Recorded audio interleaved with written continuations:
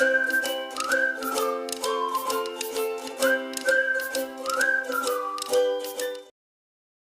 And welcome students. इस video में हम लोग पढ़ेंगे सीजी बोर्ड क्लास 8 साइंस के प्रैक्टिस क्वेश्चन पेपर को। इसके पहले हम लोग ऑलरेडी छत्तीसगढ़ गवर्नमेंट ने जो क्वेश्चन पेपर जारी किया था उसके आंसर को देखा है, उसके पूरे एनालिसिस को देखा है। तो आई होप आप वो वीडियो देखे हो। अगर आपने नहीं देखा है तो लिंक डिस्क्रिप्शन में है। साथ ही में और भी मॉडल पेपर्स भी हम लोग स्टडी किए हैं, टोटल 4 मॉडल पेपर साइंस के, जिससे रिलेटेड क्वेश्चंस आने की पॉसिबिलिटीज़ काफ़ी है। तो आप वो सारे मॉडल पेपर्स को भी प्रैक्टिस कर लेना, उनका लिंक भी आपको डिस्क्रिप्शन में मिल जाएगा। इस वीडियो में हम लोग देखेंगे एक प्रैक्टिस क्वेश्चन पेपर 2024-25 के लिए, सब्जेक्ट साइंस। जैसा कि आपको सारा इंस्ट्रक्शन छत्तीसगढ़ शासन वाले पेपर में मिला है उसके अकॉर्डिंग ही रहेगा। यहाँ से हम लोगों को सिर्फ क्वेश्चन प्रैक्टिस करना है कि क्वेश्चन और कौन कौन से हो सकते हैं। तो जैसे यहाँ आपसे पूछा है, the planet closest to the sun, sun के सबसे क्लोज में कौन सा प्लैनेट है। तो अगर आपको सीक्वेंस में याद है तो मर्क्यूरी से स्टार्ट करते हैं हम लोग बोलना और नेपट्यून पे जाके ख़त्म करते हैं। तो जो यहाँ पे क्लोजेस्ट प्लैनेट होगा सन का वो हो जाएगा mercury, option C. Then oxygen gas from water, तो वाटर से जो ऑक्सीजन गैस निकलता है उसका नेचर कैसा होता है, वो हैवी होता है, लाइट होता है, ना तो हैवी ना ही लाइट, या फिर इनमें से कुछ भी नहीं। तो आप याद रखना कि ऑक्सीजन गैस जो वाटर में से निकल रहा है वो लाइट होता है। तो आंसर हो जाएगा आपका option B, light. Then question number third, the device in which electrolysis takes place, वो डिवाइस जिसमें इलेक्ट्रोलिसिस होता है उसको बोलते हैं वोल्ट मीटर। तो यहाँ पे आप लिखोगे वोल्ट मीटर, ऑप्शन बी। इसके अलावा इसका क्या काम है, तो ये पोटेंशियल डिफरेंस मेजर करने के काम आता है। इलेक्ट्रिक सेल नहीं होगा ये, यहाँ पे इसका इलेक्ट्रोलिसिस नहीं होता है इसमें, ना ही एमीटर में होगा ना ही मैग्नेटिक नीडल। तो आंसर है option B, voltmeter. Then during combustion the substance combines with oxygen, यानी कि कंबशन जब होता है ना, कोई भी चीज़ जलता है तो चीज़ें क्या होती है, ऑक्सीजन के साथ में कंबाइन होती है। तो इस प्रोसेस को क्या बोलते हैं, दिस प्रोसेस विल हैपन। आपसे पूछ रहा है इस प्रोसेस को क्या बोलते हैं, ऑक्सीजन का कॉम्बिनेशन। तो combination of oxygen is known as oxidation. तो यहाँ पे आप टिक करोगे ऑप्शन बी, ऑक्सीडेशन। जिस भी चीज़ में अगर ऑक्सीजन जुड़ा तो उस रिएक्शन को बोलते हैं oxidation reaction.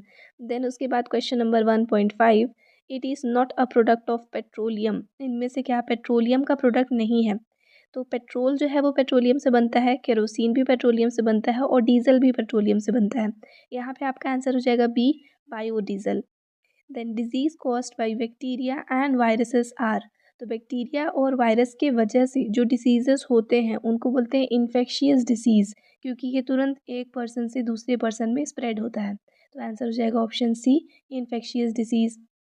Which machine is use for both harvesting and threshing work, तो थ्रेशिंग और हार्वेस्टिंग दोनों साथ में कैसे होता है, तो ये होता है कंबाइनर के थ्रू, कंबाइन बोलते हैं उस मशीन को जहाँ पे थ्रेशिंग और हार्वेस्टिंग दोनों एक साथ हो जाता है। तो आंसर हो जाएगा ऑप्शन सी।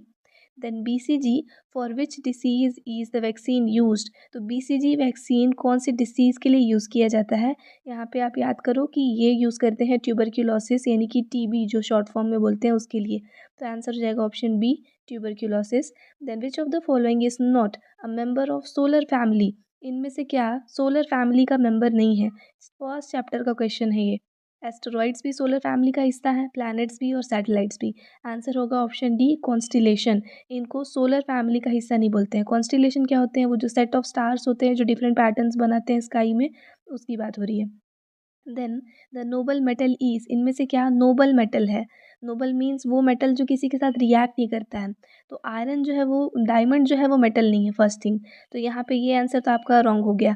देन आयरन जो है वो तुरंत रिएक्ट करता है, आप देखिए एयर और मॉइस्चर के प्रेजेंस में उसके ऊपर रस्ट डेवलप हो जाता है। तो यहाँ पे नोबल मेटल जो है वो गोल्ड हो जाएगा, क्योंकि सिल्वर भी टाइम के साथ में क्या होता है, वो टार्निश हो जाता है। लेकिन टार्निश होने का मतलब है उसके ऊपर वाइट लेयर डिपॉजिट हो जाता है। लेकिन गोल्ड में ऐसा नहीं होता है। हाँ, उसका शाइन थोड़ा सा जाएगा लेकिन वो रिएक्ट नहीं करता है चीज़ों के साथ बहुत जल्दी। तो आंसर हो जाएगा ऑप्शन बी, गोल्ड। इसके बाद में दिया है आइडेंटिफाई ट्रू और फॉल्स, ये वाले स्टेटमेंट्स। हालांकि आपके क्वेश्चन पेपर में आपको चांसेस है कि फिल इन द ब्लैंक्स देखने के लिए मिले, लेकिन क्वेश्चंस को प्रैक्टिस कर सकते हैं हम लोग। Rusting is an example of metal corrosion, rusting का मतलब होता है जंग लगना, और जंग लगना जो है वो कोरोजन का ही प्रोसेस है, तो आंसर यहाँ पे आपका हो जाएगा true. Then sodium is more reactive than magnesium, तो हाँ रिएक्टिविटी सीरीज़ जो हम लोग स्टडी किए हैं उसमें सोडियम जो है वो टॉप में होता है, मैग्नीशियम के भी ऊपर होता है। तो जब हम लोग ऊपर से नीचे आते हैं तो रिएक्टिविटी कम होता है, तो जब सोडियम ऊपर है तो इसका रिएक्टिविटी ज़्यादा होगा, तो ये स्टेटमेंट भी ट्रू है। Then mushrooms are rich in carbohydrates and fats, ये आंसर आपका फॉल्स हो जाएगा, मशरूम में प्रोटीन्स बहुत ज़्यादा होते हैं, तो ये फॉल्स हो गया।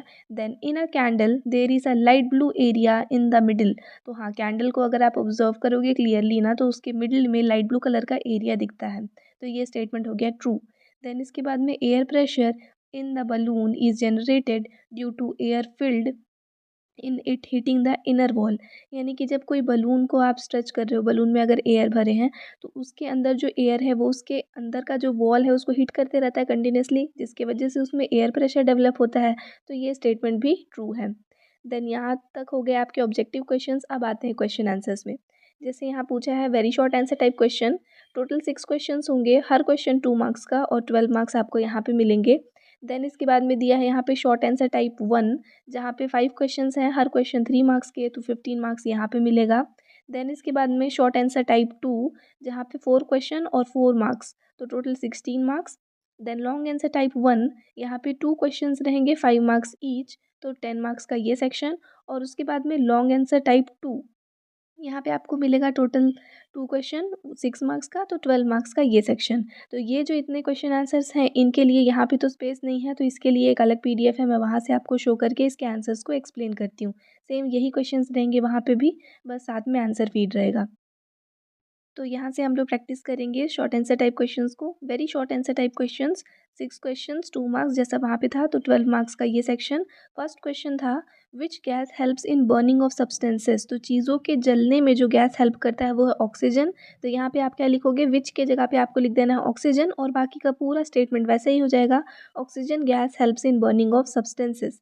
Then what should be the minimum distance of the reflector to hear the echo, यानी कि अगर आपको इको सुनना है, इको क्या होता है, जब आप किसी जगह पे अगर आप बोल रहे हो और वो वॉइस जो है वो रिटर्न आपके पास आ रहा है तो उसको बोलते हैं इको वॉइस।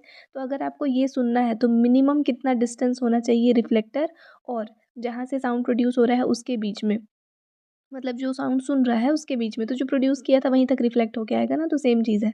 तो यहाँ पे मिनिमम डिस्टेंस होना चाहिए 17.2 मीटर्स का, वो भी नॉर्मल कंडीशंस में, मतलब कि नॉर्मल टेम्परेचर और प्रेशर होना चाहिए। तो आप क्या लिखोगे, यहीं से स्टेटमेंट लिखेंगे, the minimum distance of the reflector to hear the echo should be, ठीक है, the minimum distance of the reflector to hear the echo, उसके बाद शुड बी 17.2 मीटर्स। और उसके बाद आप ये चाहो तो लिख सकते हो, नहीं तो ये आपके अंडरस्टैंडिंग के लिए है कि नॉर्मल कंडीशंस होना चाहिए, तो आप ब्रैकेट में सिर्फ इतना भी लिख सकते हो, अंडर नॉर्मल कंडीशंस।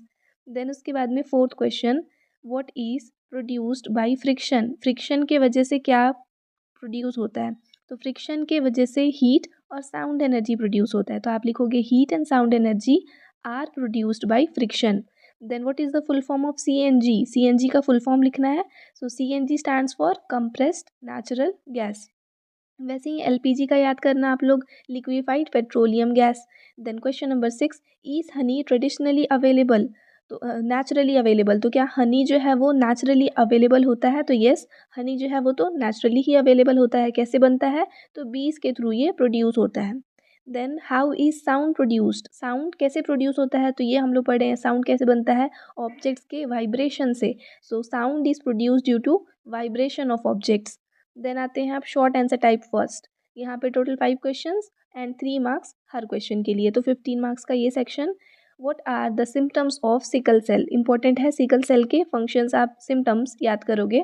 फर्स्ट हो गया फैटीग एंड एनीमिया, फैटीग का मतलब होता है टायर्डनेस, थकना, और एनीमिया का मतलब होता है ब्लड का डेफिशिएंसी, तो आप इन दोनों को अलग अलग भी लिख सकते हो, जैसे फर्स्ट पॉइंट फैटीग हो जाएगा, सेकंड पॉइंट एनीमिया हो जाएगा।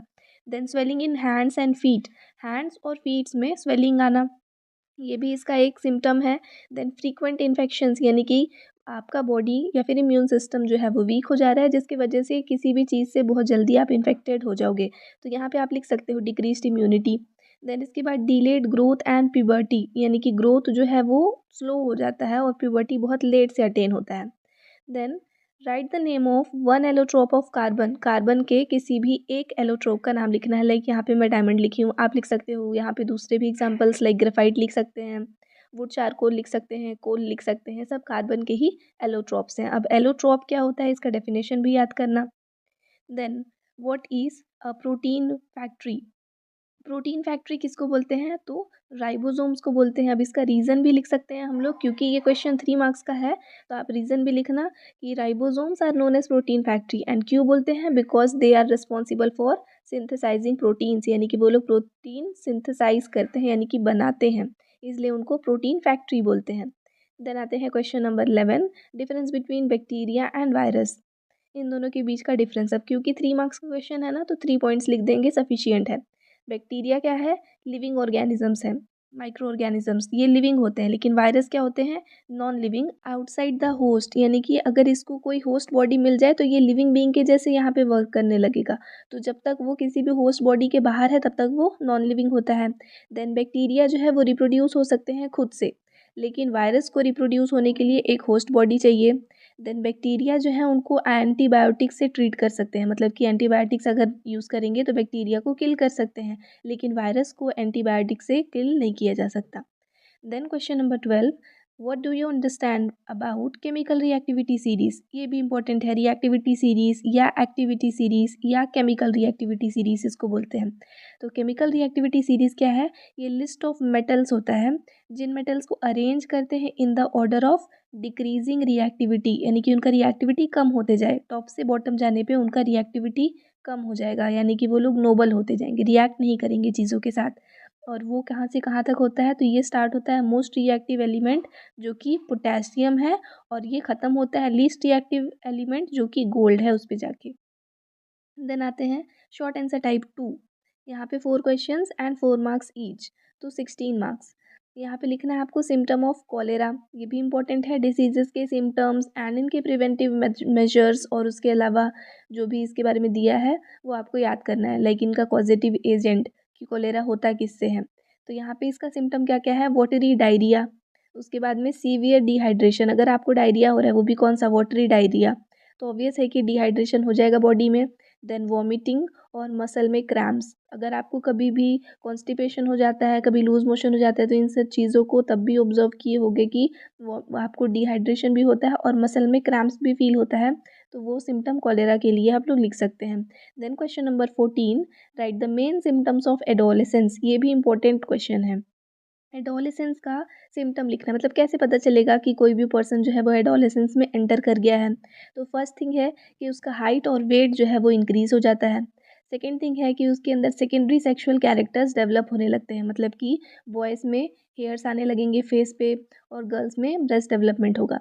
वॉइस चेंजेस आते हैं, ये थर्ड इसका सिम्टम है, जैसे कि बॉयज़ का जो वॉइस है वो डीप हो जाता है, भारी हो जाता है। देन फोर्थ हो जाएगा increased activity of sebaceous gland leading to acne and pimples, भी लिख सकते हो कि जो सिबेशियस ग्लैंड है, मतलब कि जो स्वेट ग्लैंड्स होते हैं हमारे बॉडी में, उनका एक्टिविटी बढ़ जाता है, जिसकी वजह से ओवर स्वेटिंग होता है, और स्वेट ज़्यादा आने की वजह से एक्नेस और पिंपल्स होते हैं। देन इसके बाद फिफ्थ पॉइंट है इमोशनल एंड साइकोलॉजिकल चेंजेस। तो यहाँ पे टोटल 5 पॉइंट्स है, लेकिन 4 मार्क्स के लिए 4 पॉइंट सफिशियंट रहेगा, इनमें से जो भी 4 आपको ईजी लगे वो आप लिख लेना। Question number 15, what harm can happen to a person if he does not get a balance diet, यानी कि अगर किसी पर्सन को बैलेंस डाइट नहीं मिलता है तो उसके बॉडी को क्या हार्म हो सकता है। यहाँ पे आपको कोई भी जो आप अपने अकॉर्डिंग भी लिख सकते हो, जैसे आप खुद ही से ऑब्जर्व कर सकते हो बॉडी में कि अगर आप कभी प्रॉपर डाइट नहीं लेते हो तो आपको क्या सारे चेंजेस दिखते हैं। लाइक आपको वीकनेस होता है तो फर्स्ट थिंग आप वीकनेस लिख सकते हो। सेकंड मैल न्यूट्रिशन लिख सकते हो, यानी कि विटामिन्स और मिनरल्स का डेफिशिएंसी हो जाता है बॉडी में। उसके बाद इम्यून सिस्टम भी वीक हो जाता है। चिल्ड्रेन जो होते हैं उनका ग्रोथ जो है वो स्टंटेड हो जाता है, मतलब रुक जाता है या फिर बहुत स्लो हो जाता है। क्वेश्चन नंबर 16, ये वाला भी इंपॉर्टेंट है, rules for forming image by lens, इसको तो हम लोग काफ़ी बार पढ़े हैं। तो लेंस से इमेज बनने के लिए कौन से रूल्स होते हैं। फर्स्ट रूल क्या है, जो भी रे ऑफ लाइट है वो पास होना चाहिए ऑप्टिकल सेंटर से विदाउट डेविएट हुए, पास होता है, होना चाहिए नहीं, पास होता है ऑप्टिकल सेंटर से विदाउट एनी डेविएशन। लाइक मैं कोई भी लेंस बनाऊँ और उसके बाद में यहाँ पे एक रे ऑफ लाइट, अब इसका ऑप्टिकल सेंटर कौन सा होगा, तो ये वाला इसका ऑप्टिकल सेंटर हो जाएगा। तो कोई भी रे ऑफ लाइट अगर यहाँ से पास हो रहा है तो वो अनडेविएटेड चला जाएगा। ये फर्स्ट रूल है।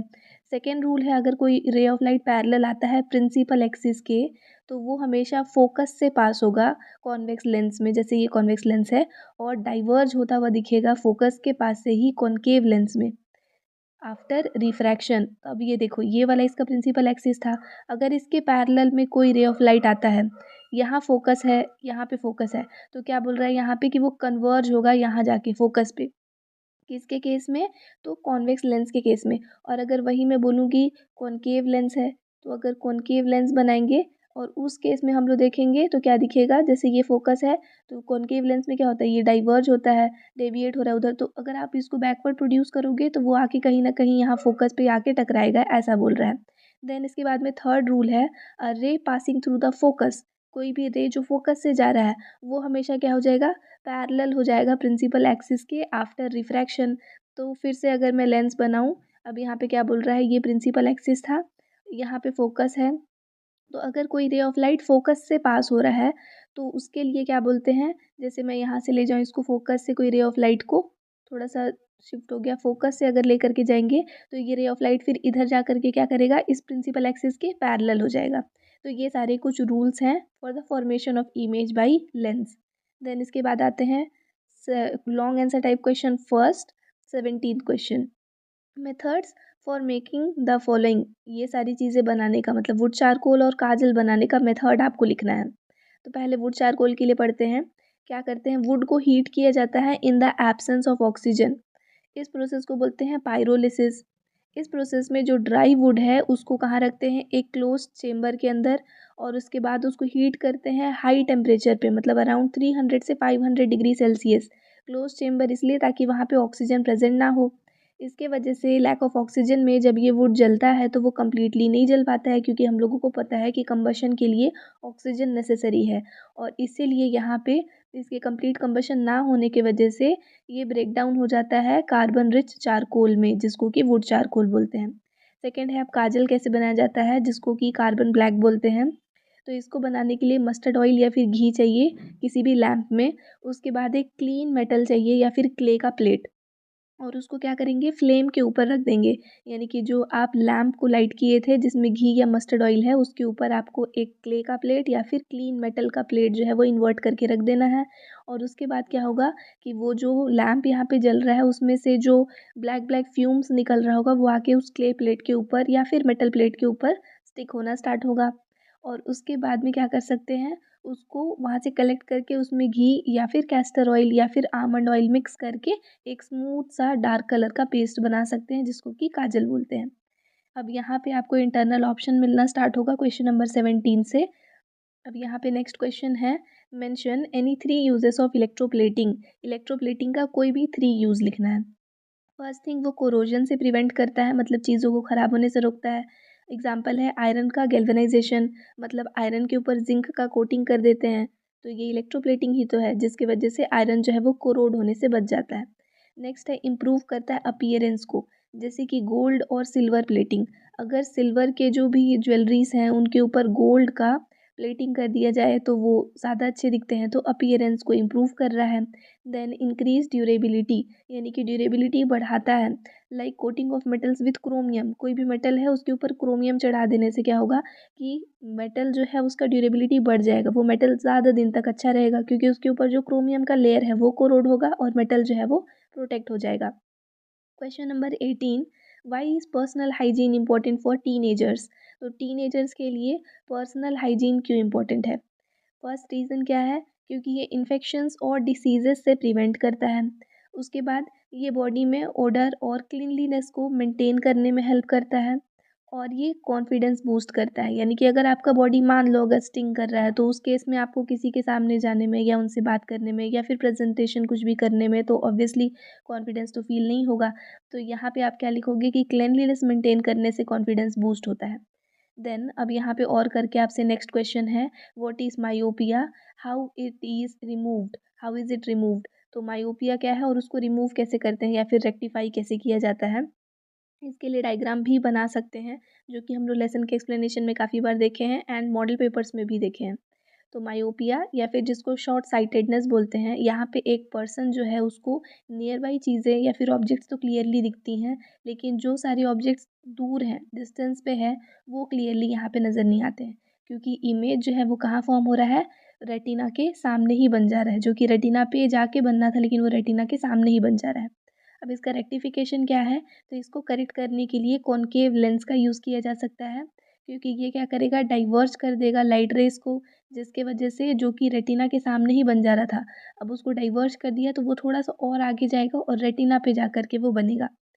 नेक्स्ट अब लॉन्ग आंसर टाइप 2 क्वेश्चंस यहाँ पे भी और 6 मार्क्स, तो 12 मार्क्स का ये सेक्शन। क्वेश्चन नंबर 19 है, what is alloy, write the names of any 4 alloys, their main components and uses. तो एलॉय क्या होता है, उसका डेफिनेशन, उसके बाद कोई भी 4 एलॉयज के नेम, उनका कंपोनेंट यानी कि मेन उसका कंपोजिशन क्या है और उसके यूजेस। पहले डेफिनेशन देखेंगे, तो एलॉय क्या है, एक मिक्सचर है 2 और मोर मेटल्स या फिर मेटल एंड नॉन मेटल का। अब इसके 4 मेन एलॉयस और कंपोनेंट्स क्या क्या हैं, फर्स्ट हो जाएगा brass, then bronze, stainless steel और जर्मन सिल्वर। इसके अलावा आपके बुक में कॉलम दिया है, वहाँ पे और भी मेटल्स हैं और भी एलॉयस हैं, तो आप उनमें से कोई भी एग्जांपल लिख सकते हो। ब्रास का कंपोजिशन क्या है, तो ब्रास कॉपर और जिंक का बना हुआ होता है और यूज़ क्या है, तो इलेक्ट्रिकल आइटम्स बनाने में काम आता है, used for making electrical items लिख सकते हो। देन ब्रॉन्ज क्या है, तो ये कॉपर और टिन को मिक्स करके बनता है और ये मेडल्स और स्टैचूज बनाने में काम आता है। देन स्टेनलेस स्टील, तो ये आयरन, क्रोमियम, निकल और कार्बन से मिलके बना है, जो कि यूटेंसिल्स बनाने में काम आता है यानी कि बर्तन। उसके बाद जर्मन सिल्वर, जो कि कॉपर, जिंक और निकल से मिक्स होके बना है, जो कि ज्वेलरीज और ऑर्नामेंट्स बनाने में काम आता है। देन यहाँ पे अब ऑप्शन है internal, explain in detail about the main sources of energy. Energy के कौन कौन से सोर्सेस हैं, तो मेनली एनर्जी के 2 सोर्स होते हैं, रीन्यूएबल एनर्जी सोर्स और non renewable energy source. Renewable वो सारे हैं जो कि रिप्लेनिश हो जाते हैं और इको फ्रेंडली होते हैं, रिप्लेनिश मतलब वापस से बन जाएंगे, और वहीं पे नॉन रीन्यूएबल वो है जो फाइनाइट है, मतलब कि कम है और वो उनको रिप्लेनिश होने में, वापस से बनने में मिलियंस ऑफ ईयर्स लगते हैं। अब रीन्यूएबल के एग्जांपल में सोलर एनर्जी, यानी कि जो सन रेज है उसमें से जो कैप्चर करते हैं सोलर पैनल का यूज़ करके। देन विंड एनर्जी, जो कि विंड टर्बाइंस के रोटेट होने से प्रोड्यूस होता है। देन हाइड्रो इलेक्ट्रिक एनर्जी, जो कि मूविंग वाटर या फिर डैम्स में वहाँ से बनाया जाता है। देन जियोथर्मल एनर्जी, जो कि अर्थ के इंटरनल हीट से बनता है, अर्थ क्योंकि अंदर तो हम लोग को पता है उसका क्रस्ट अंदर पूरा मोल्टेन मेटल से भरा हुआ है, तो वहाँ से तो लार्ज अमाउंट ऑफ हीट निकलता है, तो इससे जियोथर्मल एनर्जी बनाते हैं। ये सारे रीन्यूएबल सोर्सेस ऑफ एनर्जी हैं। नॉन रीन्यूएबल में कोल आ जाता है, क्योंकि ये फॉसिल फ्यूल है और ये बहुत टाइम के बाद बनता है, क्योंकि जो भी सारे आप बोल सकते हैं ऑर्गेनिक मैटर है वो जब सॉइल के अंदर बरी होते हैं बहुत मिलियंस ऑफ ईयर्स तक, तब जाके कोल बनता है। तो ये नॉन रीन्यूएबल एनर्जी सोर्स है, ये इलेक्ट्रिसिटी जनरेशन के काम आता है।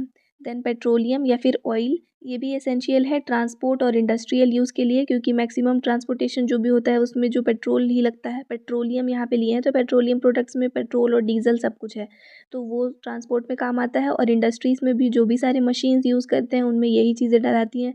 देन नेचुरल गैस, तो ये जो है वो क्लीनर है, फॉसिल फ्यूल से बनता है और इसको यूज़ करते हैं कुकिंग के लिए और पावर प्रोडक्शन के लिए, मतलब पावर जनरेट करने के लिए। Then question number 20, short notes लिखना है, 2 टॉपिक्स हैं, मिल्क प्रोडक्शन और फर्टिलाइज़र्स। ये भी हम लोग जो सैम्पल पेपर था मॉडल क्वेश्चन पेपर्स उसमें देखे थे। तो मिल्क प्रोडक्शन क्या है, यहाँ पे क्या करते हैं, मिल्क ऑब्टेन करते हैं डेयरी एनिमल से। डेयरी एनिमल्स जैसे कि काउस एंड बफेलोस, उनको प्रॉपर न्यूट्रिशन दिया जाता है, हाइजीन मेंटेन करते हैं, और मिल्किंग टेक्निक्स का भी यहाँ पे ध्यान रखते हैं ताकि ज़्यादा से ज़्यादा यहाँ पे यील्ड हो। देन मॉडर्न डेयरी फार्म्स जो हैं वहाँ पे ऑटोमेटिक मशीन्स का यूज़ किया जाता है ताकि ज़्यादा एफिशिएंसी देखने के लिए मिले। मिल्क को पास्चर करके हम सेफ्टी के लिए यूज़ करते हैं डेयरी प्रोडक्ट्स बनाने में, लाइक बटर, चीज़ और योगर्ट। देन इसके बाद में फर्टिलाइज़र्स, तो फर्टिलाइज़र्स वो सारे सब्सटेंसेस हैं जो कि एसेंशियल होते हैं न्यूट्रिएंट्स सप्लाई करने के लिए प्लांट्स को, ताकि उनका जो ग्रोथ है वो बेटर हो सके और उनका जो यील्ड है वो यहाँ पे बढ़ जाए। इनको क्लासिफाई किया गया है ऑर्गेनिक और केमिकल फर्टिलाइज़र्स में। ऑर्गेनिक फर्टिलाइज़र्स वो सारे हैं जो कि नेचुरली बनाए जाते हैं, जैसे कि मैन्योर और कंपोस्ट, और केमिकल फर्टिलाइज़र्स जिनको केमिकल्स से के थ्रू बनाते हैं, जैसे कि यूरिया। देन फर्टिलाइज़र्स जो हैं वो इम्प्रूव करते हैं सॉइल की फर्टिलिटी को, और इनके एक्सेसिव यूज़ से ना पोल्यूशन कॉज होता है। वाइडली इनका यूज़ एग्रीकल्चर में किया जाता है ताकि क्रॉप प्रोडक्शन को एनहांस किया जा सके। नेक्स्ट अब ये लास्ट क्वेश्चन है, क्वेश्चन नंबर 20 में जो आपको ऑप्शन है दिया है, फ्रिक्शन क्या है और उसके एडवांटेजेस और डिसएडवांटेजेस आपको लिखने हैं। तो पहले फ्रिक्शन का डेफिनेशन, ये एक फोर्स है जो कि रजिस्ट करता है मोशन को between two surfaces in contact. कोई भी दो सरफेस जो एक दूसरे के साथ कॉन्टैक्ट में है उनका मोशन रोकने का जो काम करता है वो है फ्रिक्शन। लाइक अगर आप टेबल के ऊपर एक कॉपी रख दोगे तो वो कॉपी वहाँ से मूव नहीं होगा जस्ट बिकॉज ऑफ फ्रिक्शन। अगर फ्रिक्शन नहीं है, लाइक उसी टेबल को आप थोड़ा सा टिल्ट कर दिए तो वो फ्रिक्शन को वहाँ पे रिड्यूस कर देगा, जिसकी वजह से कॉपी जो है वो स्लाइड होने लगेगा। देन एडवांटेजेस क्या क्या है फ्रिक्शन के, तो ये हेल्प करता है इंसान को वॉकिंग में या फिर व्हीकल्स ड्राइव करने में। जैसे आप ज़मीन पे चल पाते हो वो इस वजह से क्योंकि फ्रिक्शन है आपके फूट और फ्लोर के बीच में। अगर फ्रिक्शन नहीं होगा तो आप पैर रखोगे और पैर स्लिप हो जाएगा। Then enabling braking in vehicles, तो व्हीकल्स में जो ब्रेक अप्लाई करते हैं वो भी फ्रिक्शन की वजह से ही पॉसिबल है। देन ऑब्जेक्ट्स को होल्ड करना वो भी फ्रिक्शन की वजह से होता है। डिसएडवांटेजेस अगर देखेंगे तो जो भी मशीन्स हैं उनमें जो वियर एंड टीयर होता है वो फ्रिक्शन की वजह से, क्योंकि वो ही रोक रहा है उसके पार्ट्स को मूव होने से, तो वो ख़राब होते हैं। देन अनवांटेड हीट प्रोड्यूस होता है फ्रिक्शन की वजह से और ये एफिशिएंसी रिड्यूस करता है मूविंग पार्ट्स का। तो ये सारे हो गए अभी तक के आपके प्रैक्टिस पेपर के क्वेश्चंस। तो आपको मिला टोटल 4 मॉडल पेपर, उसके अलावा जो छत्तीसगढ़ शासन वाला क्वेश्चन पेपर है उसका सॉल्यूशन एंड उसके बाद में फिर ये प्रैक्टिस पेपर। तो इतने सारे क्वेश्चंस को जब आप प्रैक्टिस करोगे और उसके अलावा आपने अपने लेसन्स का स्टडी किया है तो एग्ज़ाम का प्रिपरेशन ऑटोमेटिकली हो जाएगा। वो सारे ही जो क्वेश्चन पेपर्स हैं उन सब का लिंक आपको डिस्क्रिप्शन में मिलेगा, आप वहाँ से चेक कर सकते हो। Thanks for watching and please to subscribe if you are new to our channel, and if you want to stay connected with us then join the Telegram link given in description.